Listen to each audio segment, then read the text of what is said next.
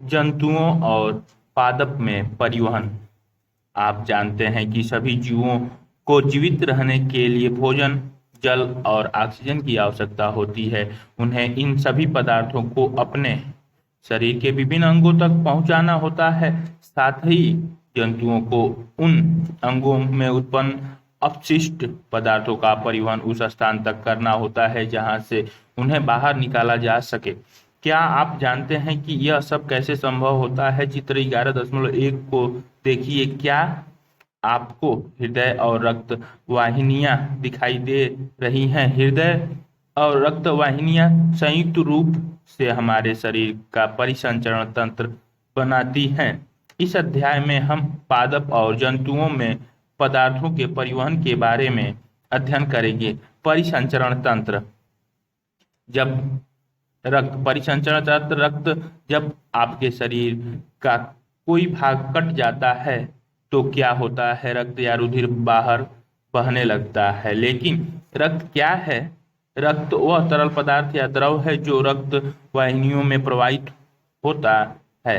यह पाचित भोजन को क्षुद्रांत छोटी आंत से शरीर के अन्य भागों तक ले जाता है। फेफड़ों से ऑक्सीजन को भी रक्त ही शरीर की कोशिकाओं तक ले जाता है। रक्त शरीर में से अपशिष्ट पदार्थों को बाहर निकालने के लिए उनका परिवहन भी करता है। रक्त विभिन्न पदार्थों को किस प्रकार ले जाता है? रक्त एक तरल से बना है जिसे प्लाज्मा कहते हैं, जिसमें विभिन्न प्रकार की कोशिकाएं निलंबित रहती हैं। ये मानव चित्र दिखा रखा है। हृदय, धमनी, हृदय, शिरा, धमनी, ये तीनों क्रम से हैं। परिसंचरण तंत्र चित्र में धमनियां लाल रंग में तथा शिराएं नीले रंग में दिखाई गई हैं। नीले रंग में दिखाई गई हैं। विभिन्न रक्त का रंग लाल क्यों होता है? रक्त में एक प्रकार की कोशिकाएं लाल रक्त कोशिकाएं आरबीसी होती है, जिनमें एक लाल वर्णक होता है जिसे हीमोग्लोबिन कहते हैं। हीमोग्लोबिन ऑक्सीजन को अपने साथ संयुक्त करके शरीर के सभी अंगों में और अंततः सभी कोशिकाओं तक परिवहन करता है। हीमोग्लोबिन की कमी होने पर शरीर की सभी कोशिकाओं को कुशलतापूर्वक ऑक्सीजन प्रदान करना कठिन हो जाता है। हीमोग्लोबिन की उपस्थिति के कारण ही रक्त का रंग लाल होता है। रक्त में अन्य प्रकार की कोशिकाएं भी होती हैं जिन्हें श्वेत रक्त कोशिकाएं WBC कहते हैं। ये कोशिकाएं उन रोगाणुओं को नष्ट करती हैं जो हमारे शरीर में प्रवेश कर जाते हैं। बूझो खेलते समय गिर गया और उसके घुटने में चोट लग गई। कटे हुए स्थान से रक्त बहने लगा। कुछ समय बाद उसने देखा कि रक्त का बहना अपने आप रुक गया और कटने के स्थान पर गहरे लाल रंग का एक थक्का जम गया। यह देखकर बूझो कुछ परेशान हो गया। रक्त का थक्का बन जाना उसमें एक अन्य प्रकार की कोशिकाओं की उपस्थिति के कारण होता है जिन्हें पट्टुकाणु प्लेटलेट्स कहते हैं। रक्त वाहिनियां। शरीर में विभिन्न प्रकार की रक्त वाहिनियां होती हैं जो रक्त को शरीर में एक स्थान से दूसरे स्थान तक ले जाती हैं। आप जानते हैं कि अंतः श्वसन के समय ऑक्सीजन की ताजा आपूर्ति फेफड़ों फुसफुसों को भर देती है। इस ऑक्सीजन का परिवहन शरीर के अन्य भागों में करता है। अन्य भागों में रक्त का परिवहन करता है। साथ ही रक्त कोशिकाओं से कार्बन डाइऑक्साइड सहित अन्य अपशिष्ट पदार्थों को ले लेता है। इस रक्त को वापस हृदय में लाया जाता है जहां से यह फेफड़ों में जाता है। फेफड़ों से कार्बन डाइऑक्साइड बाहर निकाल दी जाती है, जैसा कि आपने अध्याय 10 में पढ़ा है। इस प्रकार शरीर में दो प्रकार की रक्त वाहिनियां पाई जाती है, धमनी और शिरा। चित्र 11.1। धमनियां। हृदय से ऑक्सीजन समृद्ध रक्त को शरीर के सभी भागों में ले जाती है। चूंकि रक्त प्रवाह तेजी से और अधिक दाब पर होता है, अतः धमनियों की भित्तियां दीवार मोटी और प्रत्यास्थ होती हैं। आइए हम धमनियों से रक्त के प्रवाह का अनुभव करने के लिए एक क्रियाकलाप करते हैं। क्रियाकलाप 11.1। अपने दाहिने यानी दक्षिण हाथ के मध्य और तर्जनी उंगली को अपनी बाई वाम कलाई के भीतर भाग पर रखिए। चित्र 11.2। क्या आपको कोई स्पंदन गति धक धक महसूस होती है? यह स्पंदन क्यों होता है? यह स्पंदन नाड़ी स्पंद नब्ज कहलाता है और यह धमनियों में प्रवाहित हो रहे रक्त के कारण होता है। देखिए कि 1 मिनट में कितनी बार स्पंदन होता है। ये कलाई में नाड़ी स्पंद का अनुभव करना चित्र 11.2 में दिखाया गया है। आपने कितनी नाड़ी स्पंद गिने? प्रति मिनट स्पंदों की संख्या स्पंदन दर कहलाती है। विश्राम की अवस्था में किसी स्वस्थ वयस्क व्यक्ति की स्पंदन दर सामान्यतः 72 से 80 स्पंदन प्रति मिनट होती है। हम अपने शरीर में अन्य ऐसे भागों का पता लगाइए जहां आप नाड़ी स्पंदन को अनुभव कर सकते हैं। अपनी और अपने सहपाठियों की प्रति मिनट नाड़ी स्पंदन दर ज्ञात कीजिए। अपने द्वारा प्राप्त आंकड़ों की तुलना कीजिए, उन्हें सारणी 11.1 में लिखिए। एक सारणी 11.1 नाड़ी स्पंदन दर नाम और नाड़ी स्पंदन प्रति मिनट। वे रक्त वाहिनियां जो कार्बन डाइऑक्साइड समृद्ध रक्त को शरीर के सभी भागों से वापस हृदय में ले जाती हैं, शिराएं कहलाती हैं। शिराओं की भित्तियां अपेक्षाकृत पतली होती हैं। शिराओं में ऐसे वाल होते हैं जो रक्त को केवल हृदय की ओर ही प्रवाहित होने देते हैं। फेफड़े, फुसफुस, शिरा फिर से कोशिका से धमनी या धमनी से धमनी फुसफुस में आ जाता है और उसके बाद हृदय में आ जाता है। ये परिसंचरण तंत्र की व्यवस्था चित्र में 11.13 में चित्र दिखाई गई है। चित्र 11.3 देखिए। क्या आपको धमनियां अन्य छोटी वाहिनियों से विभाजित होती दिखाई देती है? ऊतकों में पहुंचकर वे पुनः अत्यधिक पतली नालिकाओं में विभाजित हो जाती हैं, जिन्हें कोशिकाएं कहते हैं। कोशिकाएं पुनः मिलकर शिराओं को बनाती हैं जो रक्त को हृदय में ले जाती हैं। मैं चित्र 11.3 देखकर भ्रमित हूँ। मैंने पढ़ा था कि धमनी सदैव ऑक्सीजन समृद्ध रक्त ही ले जाती है। पहेली ने समझाया कि फुसफुस धमनी हृदय से रक्त को ले जाती है, इसीलिए इसे शिरा नहीं बल्कि धमनी कहते हैं। यह कार्बन डाइऑक्साइड समृद्ध रक्त को फेफड़ों में ले जाती है। फुसफुस शिरा ऑक्सीजन समृद्ध रक्त को फेफड़ों से हृदय में लाती है। रक्तदान रक्त की अनुपलब्धता के कारण सैकड़ों लोगों अपनी जान गंवा देते हैं।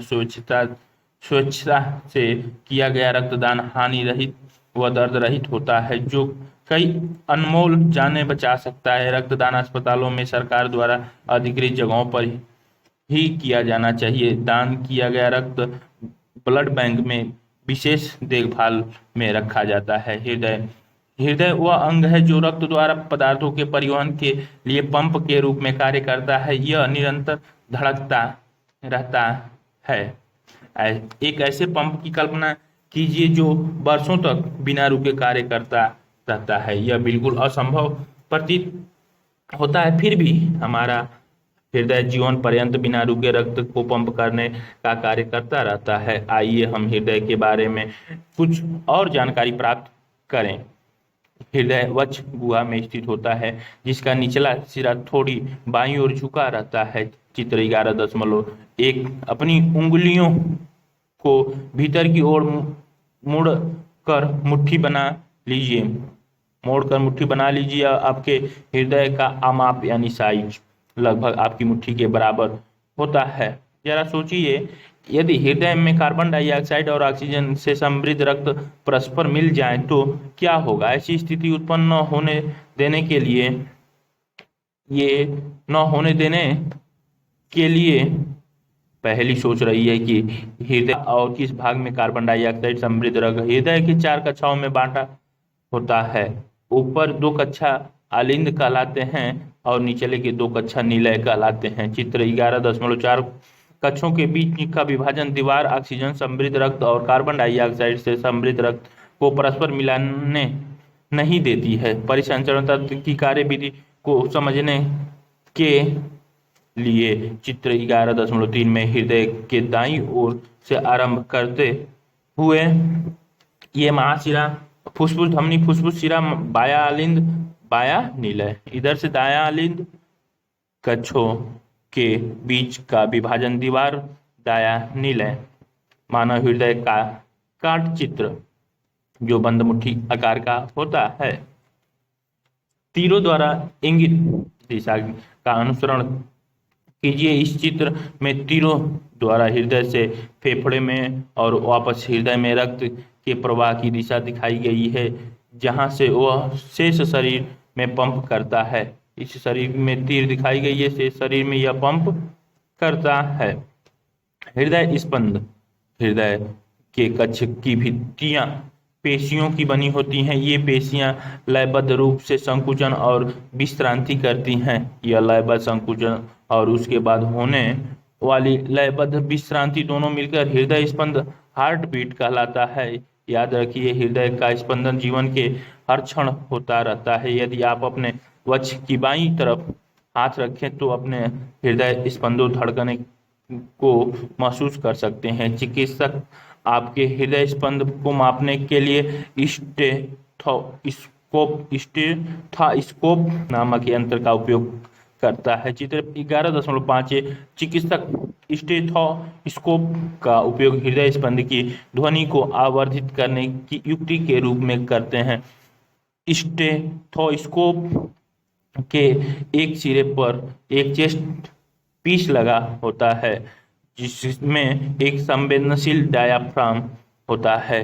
दूसरे सिरे पर 2 ईयर पीस श्रोतिका लगे होते हैं, जो एक नली द्वारा चेस्ट पीस से जुड़े रहते हैं।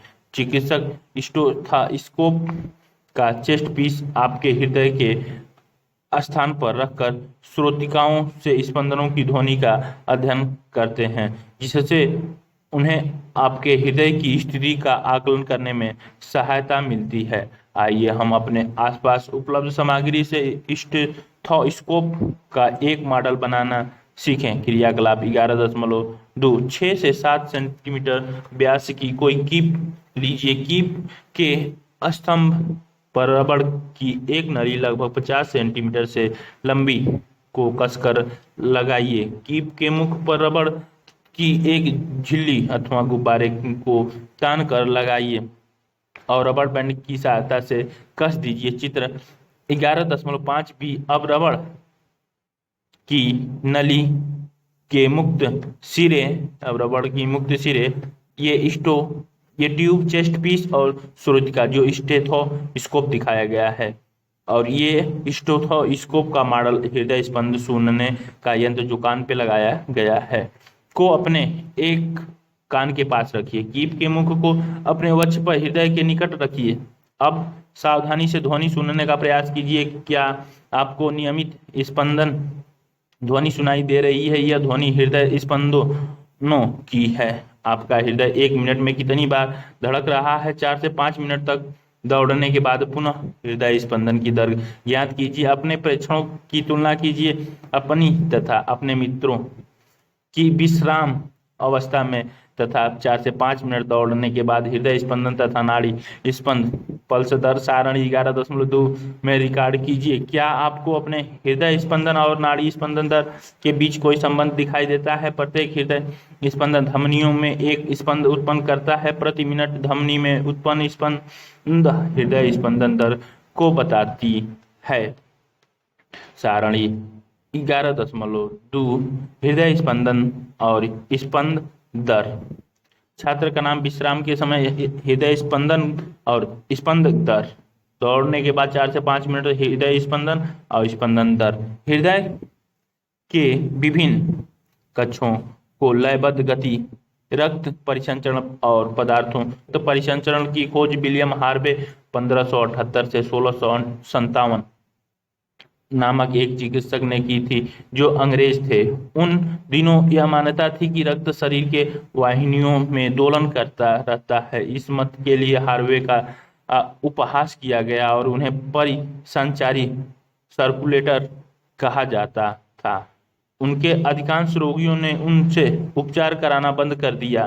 तथापि हार्वे की मृत्यु से पहले परिसंचरण के बारे में उनके विचार को जीव विज्ञानी तथ्यों के रूप में मान्यता मिल गई थी। बूझो यह जानना चाहता है कि क्या स्पंज और हाइड्रा में भी रक्त होता है। स्पंजों और हाइड्रा जैसे जंतुओं में कोई परिसंचरण तंत्र नहीं पाया जाता है। जिस जल में वे रहते हैं वही उनके शरीर में प्रवेश करके उनके भोजन और ऑक्सीजन की आपूर्ति कर देता है। जब जल बाहर निकलता है तो वह अपने साथ कार्बन डाइऑक्साइड और अपशिष्ट पदार्थों को ले जाता है।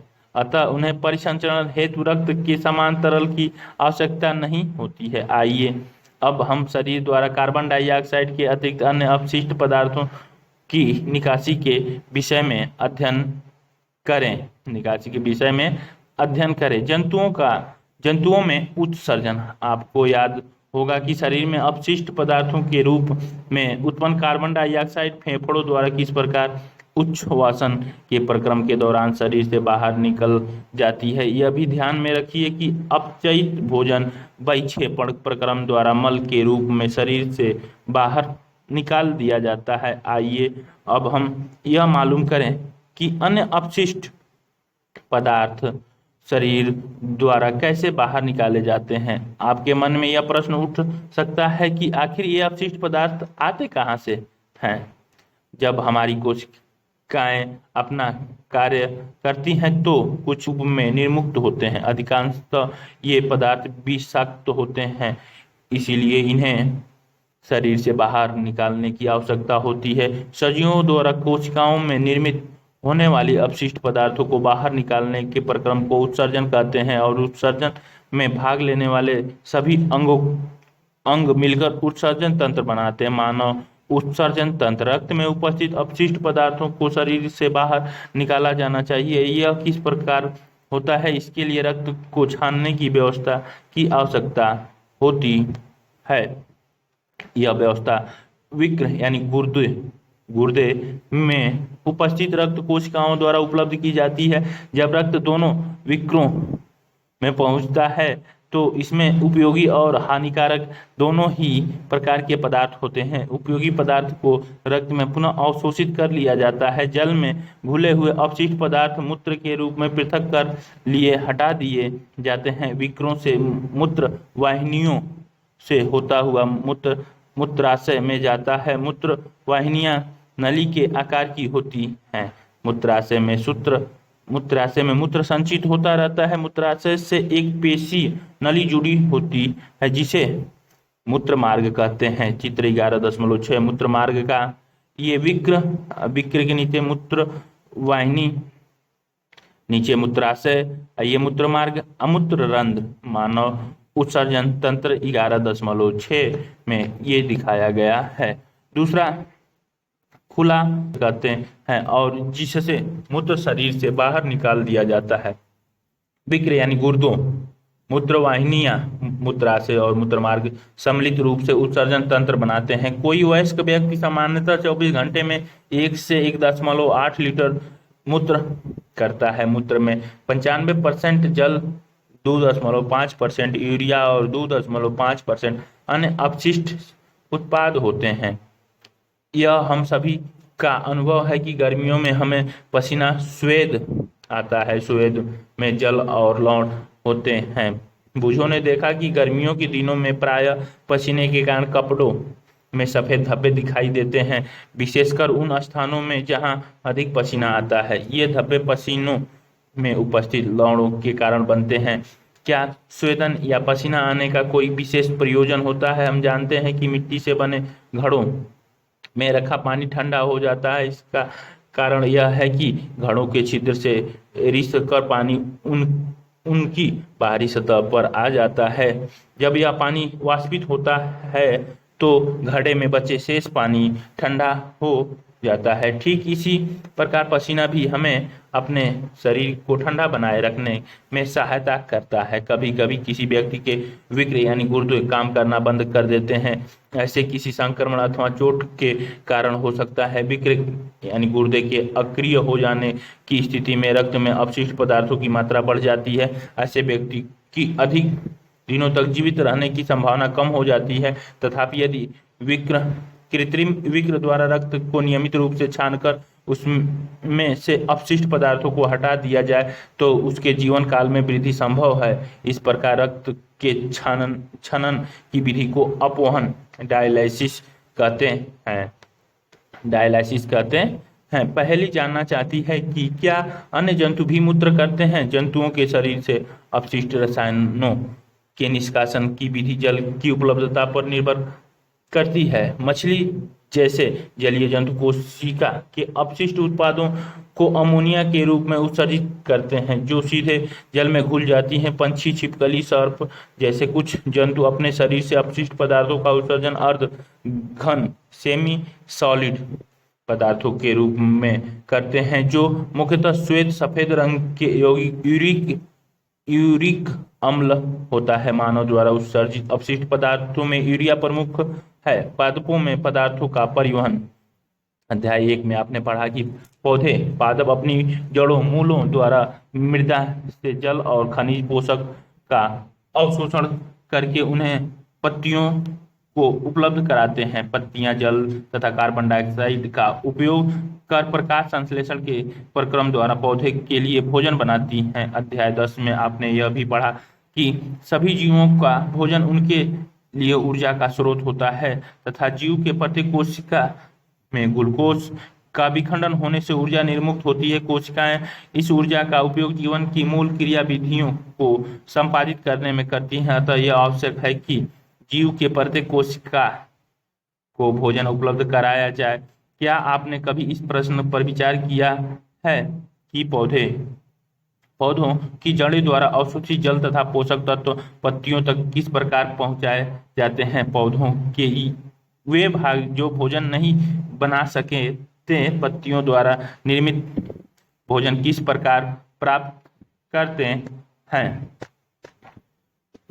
जल और खनिजों का परिवहन। पादप मूल जड़ों द्वारा जल और खनिजों को अवशोषित करते हैं। मूलों में मूल रोम होते हैं। वास्तव में मूल रोम जल में घुले हुए खनिज, पोषक पदार्थों और जल के अंतःकरण के लिए मूल के सतह क्षेत्रफल को बढ़ा देते हैं। मूल रोम मृदा कणों के बीच उपस्थित जल के संपर्क में रहते हैं। चित्र 11.7 क्या आप अनुमान लगा सकते हैं कि जल किस प्रकार मूलों से पत्तियों तक पहुंचता है? पादप में किस प्रकार का परिवहन तंत्र पाया जाता है? बूझों का विचार है कि शायद पादपों के सभी भागों में जल के परिवहन के लिए पाइप बने होते हैं जैसे कि हमारे घरों में जल की आपूर्ति के लिए होते हैं। जी हाँ, बूझों सही है। पादप में मृदा से जल और पोषक तत्वों के परिवहन के लिए पाइप जैसी वाहिकाएं होती हैं।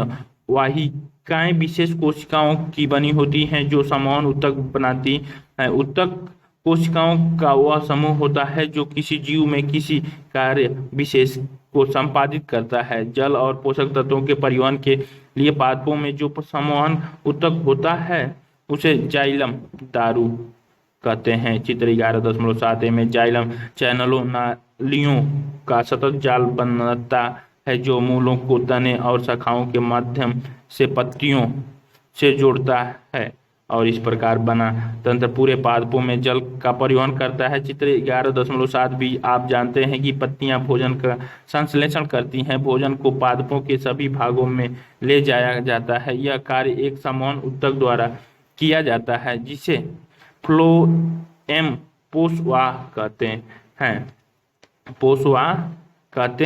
हैं। ये मूल रोम पौधों में दिखाया गया है। ये जाइलम दारू जो कि ये घनी वाली दिखाई गई है पौधे दिखाई गई है।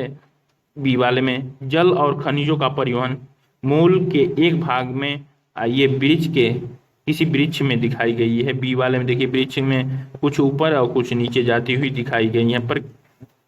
प्रकार जाइलम और फ्लोएम पादपों में पदार्थों का परिवहन करते हैं। पहेली ने देखा कि उसकी माँ यदि भिंडी और अन्य सब्जियां सूख गई हो तो वे उन्हें कुछ देर के लिए जल में डुबो देती है।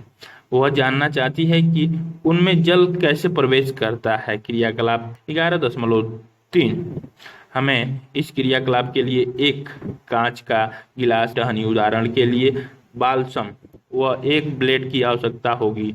गिलास को 1/3 पानी से भरें, उसमें कुछ बूंदे लाल स्याही की डालें। एक कोमल शाकीय पौधे की टहनी के आधार को एक ब्लेड की सहायता से काटकर गिलास में, जैसा कि चित्र 11.8 में दिखाया गया है, अगले दिन इसका अवलोकन करें।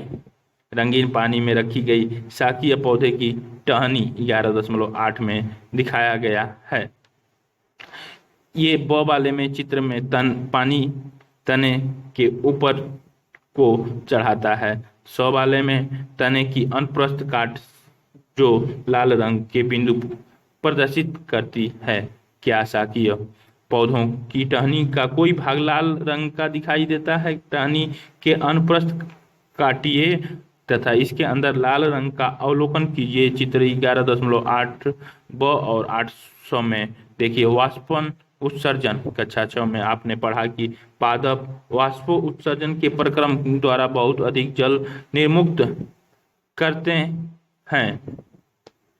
पादप मृदा से खनिज, पोषक तत्व और जल अवशोषित करते हैं। अवशोषित किया गया सारा जल पादप द्वारा उपयोग नहीं किया जाता। पत्तियों को बुझो जानना चाहता है कि पादप क्यों मृदा में से अधिक मात्रा में जल अवशोषित करते हैं और फिर उसे वाष्पोत्सर्जन द्वारा बाहर निकाल देते हैं। सतह पर उपस्थित रंध्रों से वाष्पोत्सर्जन के प्रक्रम द्वारा जल वाष्पित हो जाता है। पत्तियों से जल के वाष्पन से चूषण, अभिकर्षण, खिंचाव विकसित हो जाता है। यह वैसे ही है जैसे आप स्ट्रा से जल का चूषण करते हैं। विशाल वृक्षों में बहुत अधिक ऊंचाई तक जल का अभिकर्षण, खिंचाव इसी प्रकार होता है। वाष्पो उत्सर्जन पादप को ठंडा रखने में भी सहायक होता है।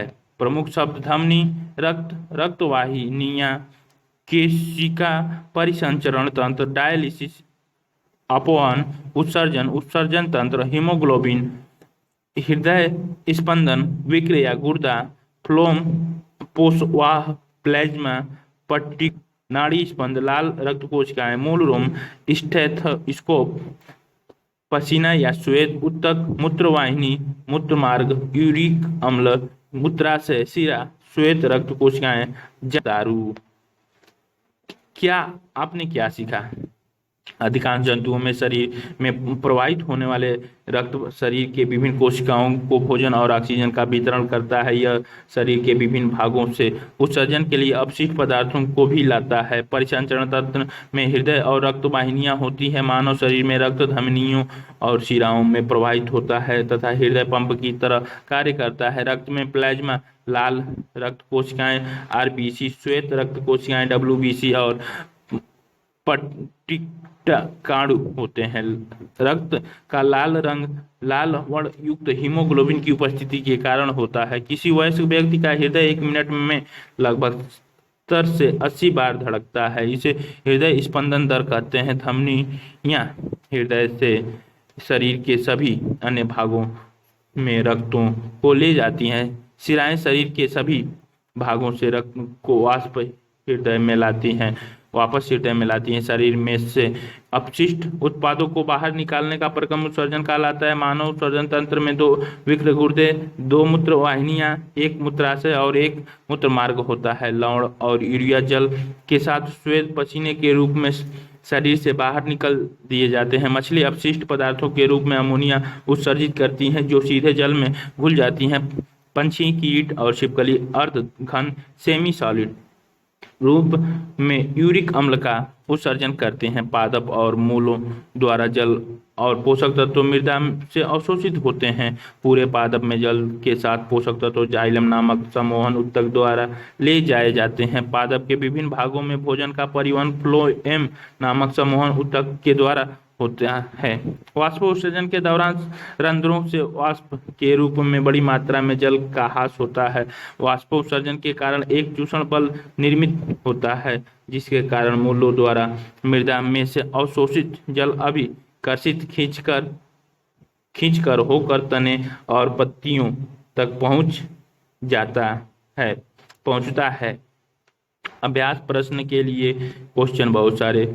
अब विस्तारित अधिगमन क्रियाकलाप और परियोजनाएं। रक्त समूह, ब्लड ग्रुप और उनके महत्व के बारे में जानकारी एकत्र कीजिए। जब कोई व्यक्ति सीने, छाती में दर्द की शिकायत करता है तो चिकित्सक तत्काल उसका ईसीजी करते हैं। किसी चिकित्सक के पास जाइए और उनसे ईसीजी के बारे में जानकारी लीजिए। आप किस ज्ञान कोश, एनसाइक्लोपीडिया अथवा इंटरनेट से भी प्राप्त जानकारी प्राप्त कर सकते हैं। क्या आप जानते हैं रक्त का कोई विकल्प नहीं है। यदि किसी व्यक्ति को शल्य क्रिया अथवा चोट लगने से रक्त की हानि होती है, यदि उसके शरीर में पर्याप्त रक्त नहीं बनता है, तो इसकी परिपूर्ति करने का एकमात्र एक ही तरीका है रक्तदान करने वाले व्यक्तियों द्वारा दिए गए रक्त का दान। रक्त की सामान्यतः आपूर्ति कम होती है क्योंकि बहुत कम व्यक्ति स्वेच्छा से रक्तदान करते हैं। यद्यपि रक्तदान करने से दाता की काम करने की शक्ति कम नहीं होती और न ही इससे उसके स्वास्थ्य पर कोई दुष्प्रभाव पड़ता है।